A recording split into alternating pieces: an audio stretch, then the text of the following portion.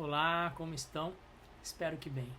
Hoje eu vou falar um pouco sobre estoicismo, porque ontem eu tive a felicidade de participar do café filosófico do Claretiano, online ali em Campinas, com um grupo de estudo de filosofia aplicada, a convite do Cleison Del Corso, que entrou em contato comigo, convidou para falar sobre estoicismo e já para divulgar o meu livro, né? Sobre esse que está aqui atrás de mim, Estoicismo Desconstruindo Mitos, né? Que também está à venda aí no Brasil pela Amazon. E eu aproveitei para falar do livro e falar do estoicismo no geral. E como eu também estou fazendo as aulas do pós-graduação em estoicismo no Instituto Zêntrico, na parceria com as faculdades EAD que ele tem, né? Estou agora fazendo também a aula sobre Epiteto. Então o estoicismo está sempre presente na minha vida, desde a questão acadêmica, da pesquisa acadêmica, quanto no dia a dia, né? Porque o estoicismo para mim também é uma inspiração para a boa vida, né? A filosofia no geral, o estoicismo em particular, porque claro que eu acabo estudando e lendo e utilizando o estoicismo como uma ferramenta, como um recurso para compreender a minha própria existência, o mundo e as coisas, né? Eu acho que o estoicismo, uma das vantagens do estoicismo como escola filosófica, embora eu não me considere um estoico, né, por alguns motivos, mas assim, eu acho que é uma escola super complexa. E é por exatamente isso que é boa nela, ela não é reducionista. Ela tenta compreender o ser humano na sua complexidade. A psicologia estoica é complexa. A epistemologia estoica é complexa, a compreensão da realidade é complexa, a construção do seu caráter é complexa, porque nós somos seres complexos. Então, acho que não é fácil, né? É uma escola que vai exigir bastante disciplina, exercício, estudo e uma conversação diária e constante com a realidade, a partir dos seus critérios de realidade, de natureza e tudo mais. Então, aquilo que algumas pessoas consideram que o estoicismo ele é complicado é onde eu acho que ele atinge melhor a nossa compreensão de nós mesmos na realidade e no social, porque ele não abre mão da complexidade. E é isso que faz também o estoicismo ter tantos desdobramentos em várias áreas de atuação na dimensão humana, não só na filosofia, na economia, na ética, no direito, na epistemologia, no conhecimento, na educação, na política. Claro, a gente às vezes não sabe que o que a gente está falando, lendo ou aprendendo ou defendendo tem as raízes numa questão da escola estoica. Mas a gente estudando a escola estoica, a gente consegue perceber que algumas coisas que acontecem na realidade hoje têm a sua fonte naquelas discussões estoicas fazem muito tempo. Então acho que o estoicismo ele é justamente interessante porque ele é extremamente complexo. E ele dá possibilidades de compreensão, não diretrizes, mas possibilidades de compreensão da realidade humana, né, de como o ser humano atua na existência. Então por isso que é um estudo praticamente para o resto da vida, nunca se esgota. Quanto mais a gente vê o estoicismo em qualquer área, né, psicologia estoica, epistemologia estoica, ética, política, a sociabilidade, a gente vai ver que tem muita coisa por ali. Tá? Então, isso eu gosto, né? Não é reducionista, não joga fora uma parte da natureza humana ou da realidade para tentar encaixar só naquilo que interessa. Né? Então, acho que a complexidade do estoicismo faz uma configuração interessante, né, com a nossa condição humana e social, que é complexa. Não tem respostas fáceis, mas tem possibilidades de caminhos, de pensamentos que o estoicismo pode nos dar. Bom, então eu vou trazer uma questão aqui que eu acho que também é super importante, que se fala bastante do estoicismo, e vou trazer a partir da Martha Nussbaum, que é uma grande filósofa, que também atua em várias áreas da nossa dimensão humana, tanto na política, com a Amartya Sen, né, o economista, ganhador do Prêmio Nobel, criador do Índice de Desenvolvimento Humano, IDH, para competir com o PIB, né, com a medida do produto interno bruto, que mede o crescimento material ou financeiro. Ele achava que isso não era suficiente, um economista. Então criou o Índice de Desenvolvimento Humano, o DH, e também participa muito da filosofia, tem críticas a John Rawls, tem um livro dele que é A Ideia de Justiça, se não me engano, muito interessante, uma resposta, um diálogo aí com John Rawls, né, que é um grande filósofo norte-americano também, sobre as questões políticas. E a Martha Nussbaum está muito presente com ele, teve no Brasil nas Fronteiras do Pensamento mais de uma vez, é uma grande estudiosa de Aristóteles, Platão, os estoicos, é uma pessoa que tem sobre também a questão da feminilidade, do feminino, é uma filósofa multi, né, e com muita seriedade, com muita disciplina, uma pessoa que vale a pena ler em qualquer âmbito que ela escreva, Martha Nussbaum, né? E aqui ela escreve no livro que ela tem sobre a fragilidade da bondade, né, uma discussão aí entre as questões mais entre Platão e Aristóteles, mas ela também, como ela é uma estudiosa do estoicismo, ela traz também questões sobre o estoicismo. E aqui eu vou ler para vocês uma parte, né, que me interessa aqui para falar sobre o estoicismo que ela coloca nesse livro. Deixa eu pegar aqui. Então, vamos ver. A fragilidade da bondade, capítulo 4 e 9, tá? O que me interessa aqui, eu vou ler aqui uma parte para vocês. Vamos lá. A ideia de Epiteto, de que podemos ser invulneráveis às coisas e relações externas, a nós é radicalizada em suas diatribes, os livros, né, que foram compilados pelo seu aluno Arriano. No entanto, como diz William Ferraiolo, em artigo Stoic Council for Interpersonal Relations, ou seja, os conselhos estoicos, né, para as relações interpessoais, agora eu vou citar o que o William Ferraiolo falou. Quase todos concordarão que a maioria dos eventos estão além do controle direto de qualquer agente individual, enquanto a maior parte do universo claramente não está conforme a vontade de qualquer pessoa em particular. Isso é uma questão importante do estoicismo. O universo não está ali para satisfazer suas paixões e seus desejos. Ele tem o seu caminho e a sua inteligibilidade própria. Mas nós estamos imersos nisso. Mas o universo não está ali para facilitar, também não para dificultar a nossa vida. Ok? Não tem essa relação pessoal do meu desejo com o universo. Ele nem está contra mim quando não se realiza as coisas, nem está a meu favor. A controvérsia estoica central é que um pouco de reflexão deve revelar que muito do que nos preocupa está claramente além da nossa esfera de influência direta. Isso seriam os indiferentes, aquilo que não deveria fazer diferença no meu equilíbrio interno. Okay? A maioria das coisas são indiferentes. Não estão diretamente na minha agência, no meu controle, no meu poder, na capacidade de eu poder ter ou não controle sobre o resultado dessas coisas, ou diretamente com elas, ok? Portanto, toda energia gasta em esforços fúteis para controlar fenômenos e eventos que não estão, na realidade, sujeitos ao controle de alguém, e todo apego psicológico e emocional às condições obtidas no mundo externo, ou falhando em obter nele as coisas que a pessoa deseja, é imprudente e procede de uma falha em reconhecer e aceitar limitações inevitáveis da ação humana. Vamos parar aqui, né? Isso é o desapego estoico. O desapego estoico não é material. O desapego estoico é a capacidade de não nos preocuparmos com coisas, de não enchermos nossa cabeça, nossa alma, nossa mente, nosso espírito, com preocupações que estão além daquilo que podemos controlar. Isso é o desapego estoico, não é material. É não entrar no campo das possíveis frustrações, perturbações, por coisas que são indiferentes à minha agência.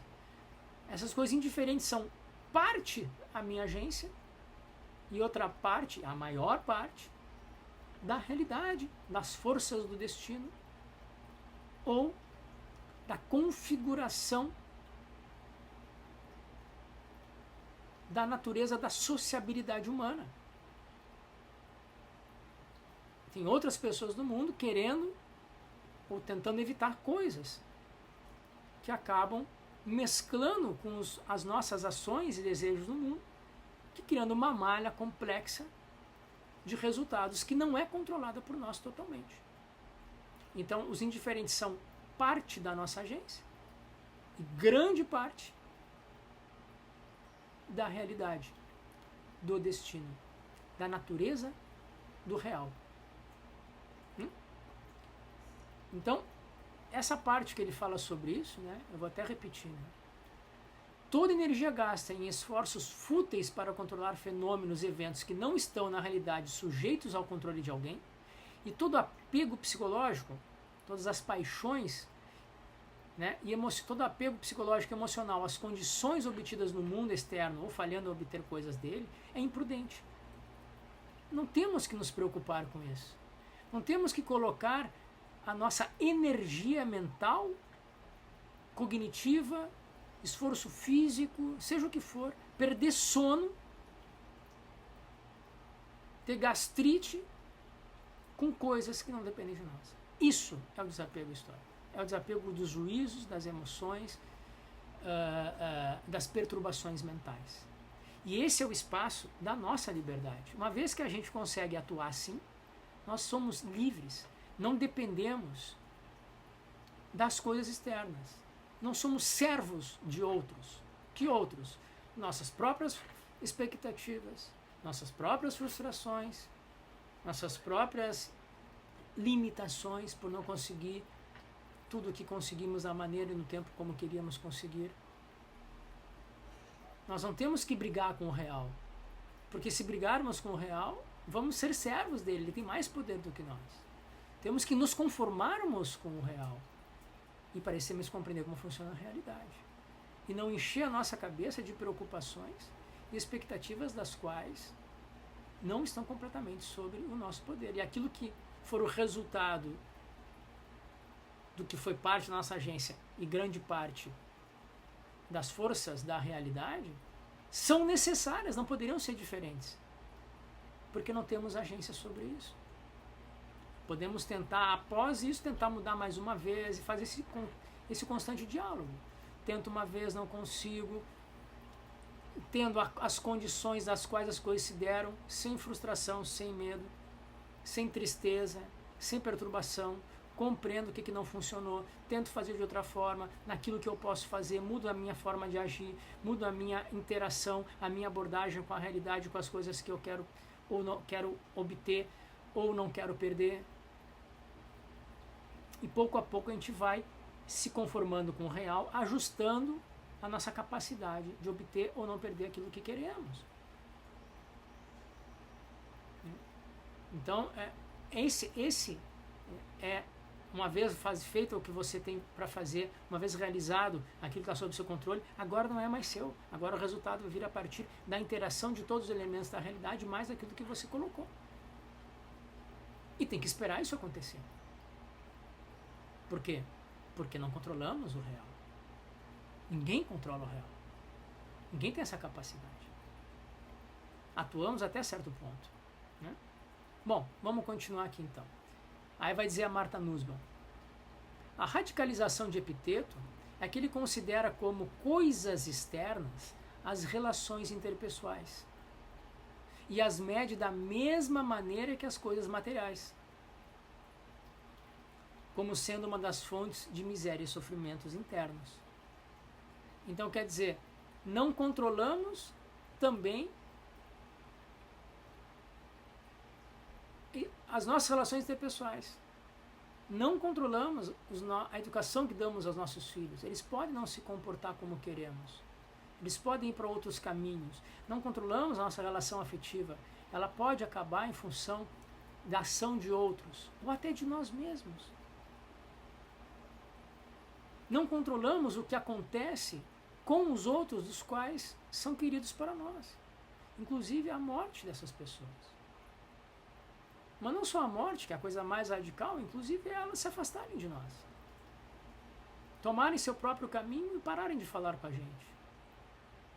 Temos que ter, diz Epiteto, a compreensão de que essas coisas também são indiferentes. Mas não indiferentes no sentido de não valerem a pena lutar ou tentar mantê-las, por elas ou tentar mantê-las. Mas no sentido do indiferente, em que parte disso é a nossa ação e grande parte não. É essa indiferença que Epiteto quer dar a ênfase. E não a indiferença no sentido emocional. Claro que se a gente considera as relações pessoais, interpessoais como indiferentes, também vamos estar preparados de antemão para caso elas se rompam, seja por afastamento da vida, ou seja, pela morte. Não vamos ser pegos por surpresa e, pô, mas como isso aconteceu? Essa é a natureza da realidade, inclusive da realidade das interações humanas. É isso que Epiteto quer dizer quando é assim, beije seu filho agora, pensando que ele pode estar morto amanhã.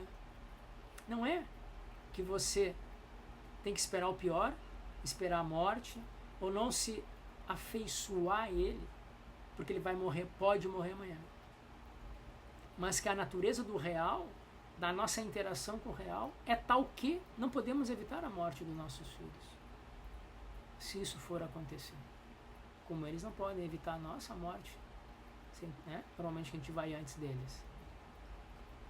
Não é para pensarmos nisso o tempo todo. Se a gente tem uma correta abordagem na nossa interação com o real, de antemão vamos estar atentos de que, inclusive, as coisas interpessoais, como as coisas materiais, são indiferentes neste sentido de quanto nós temos poder de ação sobre a nossa própria relação afetiva com nossos filhos, por exemplo, ou com a nossa família. Podemos fazer menos, podemos fazer mais, mas temos um limite, porque o resto é como qualquer outra coisa do universo, não depende de nós. Obviamente que perdemos parte do controle emocional quando nos ligamos a coisas fora de nós. Ficamos vulneráveis, mas nas relações interpessoais, essa pode ser a condição de tê-las e não uma justificativa para não tê-las. Aqui a Martha Nussbaum diz, ou interpreta, que o estoicismo diz que nós não devemos ter essas relações. Mas não é isso que o estoicismo diz. Busque aquilo que você considera um bem. Aliás, todos fazemos isso. A questão é saber se nós sabemos bem desejar. Estamos desejando de acordo com a natureza da realidade e da natureza da nossa interação com a realidade, ou estamos desejando aquilo que não deveríamos desejar, ou de uma forma que vai nos colocar como servos do real, no sentido de entregarmos as nossas emoções, nossas paixões, a nossa integridade a partir de coisas que não controlamos. Então, não é que o Epiteto está dizendo que não devemos ter relações, ele fala inclusive ao contrário. A nossa serenidade, a nossa virtude se mede a partir das relações que temos. Inclusive parece, no final da vida ele pegou uma pessoa para cuidar, né? Ele morava sozinho, em condições pobres, e pegou uma pessoa, não sei se foi agora uma criança ou uma velha, uma pessoa mais idosa, ele pegou alguém para cuidar no final da vida. Né? Ele foi cuidar de outra pessoa. Então não é a questão de que, não, né, que a Martha Nussbaum diz aqui, né, porque vamos sofrer, porque apegar-se a coisas que estão fora do nosso controle nas questões interpessoais, que não é a mesma coisa que uma coisa material. E o Epiteto quer usar a mesma medida da indiferença material para a indiferença nas relações interpessoais, então ela interpreta que está dizendo assim, não se apegue às relações interpessoais. Não é isso. Ele não está justificando para que não tenhamos relações. Ele só está dizendo que essa é uma condição estoica para ter relações interpessoais. De que a nossa ação é indiferente mais do que faz a diferença. A nossa ação frente às nossas relações pessoais. Ela faz diferença até um certo ponto, que é aquilo que nós podemos atuar, mas depende de como o outro interpreta isso, depende de como o outro recebe nossas ações, depende de como o outro está nos vendo, depende de como o outro é na vida. partir da sua representação que ele tem sobre as coisas. E isso é a maior parte. Não atua, assim como o contrário, a pessoa também que atua com a gente, ela atua na menor parte. A grande parte de a gente estar com a pessoa é em função da nossa relação com a gente mesmo, como a gente vê aquela pessoa. Inclusive, algumas pessoas podem nem fazer ou fazer mal a outras, e aquele que recebe o mal, não, mas eu quero continuar. Mesmo a ação sendo negativa, ela não faz diferença para que a pessoa chegue a acabar a relação. Vocês entendem?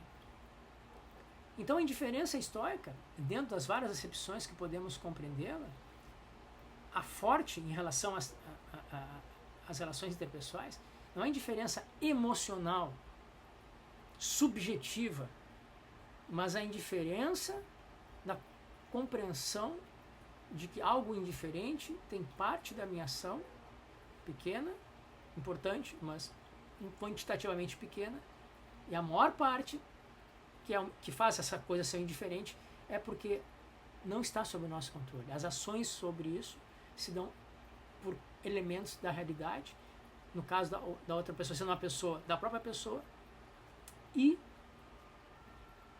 de como essa pessoa vê a si mesma, a realidade, a nós mesmos. Indiferente nesse sentido. Claro que se a gente abordar as coisas assim, nós vamos estar vacinados de antemão de que os filhos podem morrer antes dos pais, as relações que a gente achavam que eram para sempre, pode ser que não sejam, amigos podem se afastar, pessoas que a gente amava podem virar-se contra nós, né? Porque não controlamos isso. Mas isso não é para não termos relação, essa é a condição. A Marta se engana aqui, né? Ela diz assim, a condição para tê-las é nos tornarmos vulneráveis. Ela diz, essa é a condição humana. Vamos nos relacionar e vamos ficar vulneráveis. E é isso aí, Epiteto. Não tem como não ser vulnerável, mas não é isso que o Epiteto está querendo. Ele está dizendo exatamente, Marta, a condição para ter a relação não é que nós nos tornemos vulneráveis, mas que saibamos que as relações interpessoais não dependem exclusivamente daquilo que queremos, nossos desejos, das nossas buscas e nem da nossa ação. Tem muitas outras coisas que influenciam. E essa é a condição para tê-las, Marta. E não para não tê-las. Então ela, claro, e eu entendo a interpretação dela porque a ênfase é muito grande nisso que Epiteto dá.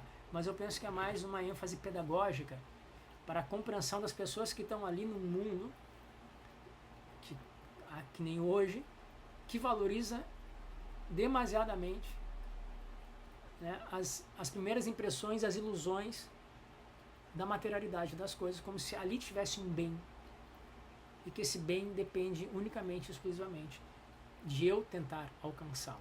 Como querem os coaches hoje, né? Quando dizem que se você é pobre é porque você quer. Isso é um reducionismo ignorante, burro, estúpido, tanto da natureza humana quanto da natureza das coisas. As coisas não funcionam assim, coaches. Né? A condição para conseguir coisas é complexa e se pode conseguir. Tem várias pessoas bem-sucedidas no mundo em várias áreas. No esporte, por exemplo, que eu lido bastante. Mas como elas chegam ali, não é como os coaches pensam. É porque elas têm uma boa leitura da realidade, daquilo que elas podem controlar, estão sempre se readaptando entre o que o real mostra e como elas querem tirar do real os seus objetivos. E isso não é sempre que conseguem e nem é constante. É constante, constante como se fosse sempre bem sucedido. É uma constante readaptação dos elementos do real com os elementos que eu tenho interno. Em qualquer momento o real pode romper definitivamente com o que eu quero. Por exemplo, uma lesão, um jogador de alto rendimento. Pronto, o real rompeu. Agora, mesmo que você deseje, que você queira, você controle, você agora vai ficar parado 4 meses.